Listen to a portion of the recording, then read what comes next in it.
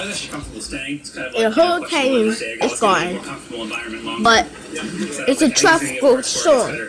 A tropical storm. Fair enough. Thank you. Appreciate that. Yeah. That means we gotta get a lot of rain, guys.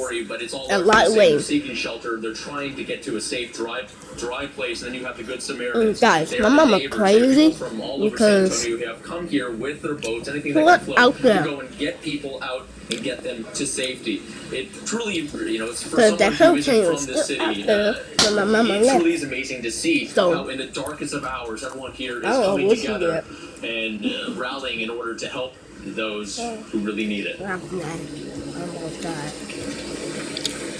All right, Josh Skirtnick from our sister station in KSAT. They've actually sent reporters and crew down here to help us cover this historic flooding. Part of the challenge, as we've been saying, In the peanut butter sandwich. This is, I think, the first time that we've seen part of this neighborhood. This is off Bye, of, guys. I-10 near Highway 6, as you know, Good. adjacent to Buffalo Bayou. Oh. That neighborhood is also I like that. underwater. It is one of many that are underwater right now. We are doing our best to cover all of the areas that we possibly